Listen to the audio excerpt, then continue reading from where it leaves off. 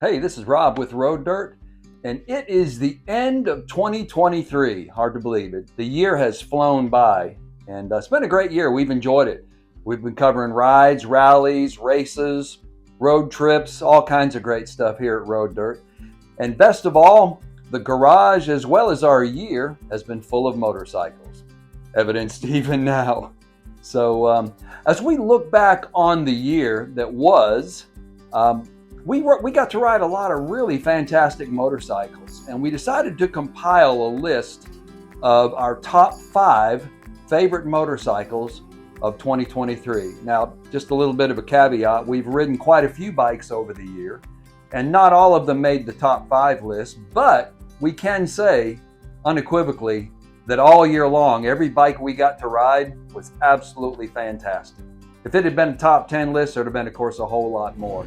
But we wanted to share with you, after much discussion, a little bit of debate, and a little bit of thumb wrestling, we came up with our top 5 favorite motorcycles of 2023 and 2 or 3 honorable mentions as well. So without any further ado, let's check them out.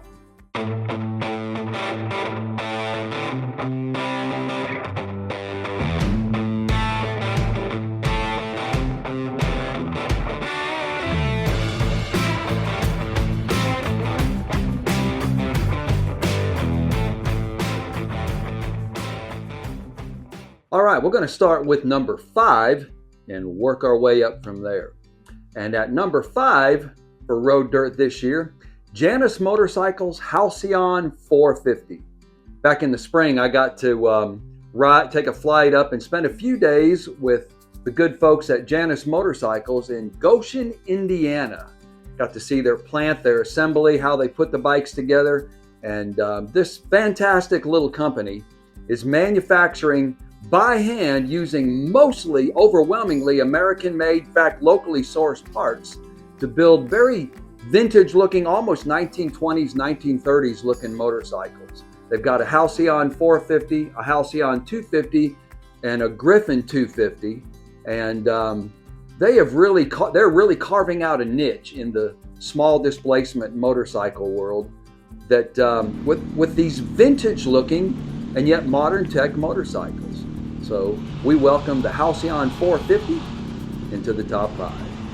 Coming in at number 4 is the Royal Enfield Super Meteor 650. Now, a few years ago when Royal Enfield launched the Meteor 350, a wildly popular small displacement cruiser, not only in the United States but around the world, we had our suspicions that at some point in the future they would not only introduce a 650, one of their twins, another edition of that. They've got a Continental GT Cafe Racer and what's called the INT 650 or the Interceptor 650 in other parts of the world. We kind of had our suspicions that at some point they were going to introduce a new iteration of that in the 650, and it was a cruiser. This year, Ted Edwards got to travel out and to Dallas, Texas, and be a part of the press launch in the United States of the Super Meteor 650. And for a guy that doesn't ride cruisers, he absolutely loved that motorcycle. It's a fantastic bike, great entry into the cruiser segment. Coming in at number 3 for us was Triumph Motorcycles Street Triple 765. Now in 2022, their Speed Triple 1200 RS was our favorite motorcycle of the year. We absolutely fell in love with that bike. A do everything, amazing motorcycle. So it's really no surprise. We've actually gotten to evaluate the Street Triple 765 a couple of times over the years, and their RS version was granted to us this past summer. And I did some road tripping with it locally here in Georgia, riding it on some roads, remembering some trips I'd made with my father before he eventually passed away. But some of the trips we got to make together, I retraced the steps on that Street Triple RS, and just like its bigger sibling, it is a phenomenal motorcycle. Coming in at number 2 is Honda's Rebel 1100T Bagger. Now, the thing that knocked us out about that motorcycle, it's a great rider triangle. It's set up nice as a cruiser. It's got a nice rake in the front. Got a decent windshield up front. We weren't big fans of the bags, but that DCT transmission, that dual clutch transmission, is a game changer in motorcycling. An automatic transmission that you can either paddle shift it up on the left handlebar or just let it shift itself. It's got multiple ride modes. Each one changes the shift points of the DCT transmission when it's in auto. That is an absolutely amazing motorcycle. I mean, I got to ride it. Phil, Ted, Dave, Neil Bailey, all of us got to ride it, and we all agreed that DCT transmission is absolutely outstanding. Honda has a winner in it, and they're going to continue to put it in other bikes in the future. So coming in at number 2, the Honda Rebel 1100 DCT Bagger. Coming in at number 1, our road dirt bike of the year is the Yamaha Tracer 9 GT Plus. Ted first got to ride that for us back in the summer in Boise, Idaho. He was invited to the press launch out there, spent a couple of days riding that motorcycle. It is Yamaha's newest outstanding sport tourer. And the GT Plus is indicative of what they've done with this special model. It's got a unified braking system that is married to and paired up with an adaptive cruise control, the first of its kind with those two combined anywhere in the world in motorcycling. Now, in the years to come, there's going to be every brand's going to have bikes with that combination, a unified braking system and adaptive cruise control. But right now, as of this video and this year, Yamaha broke new ground and nobody else has it right now. And I got to ride it on a road trip with my buddy Lyle Branton. We've ridden it a bunch all over North Georgia and across the Southeast. And by and large, all of us agreed that rode this bike. It is a phenomenal motorcycle and deserving of our number 1 motorcycle of the year here at Road Dirt. We had a few honorable mentions as well. The Harley-Davidson Nightster Special was quite a bike. A really completely reimagined motorcycle of the Sportster genre and of that lineage. Although a couple of us weren't too pleased with it. Really, it's kind of hard when you love the old Sportsters. It's kind of hard to welcome this new version of it that bears no resemblance and no likeness to its ancestors.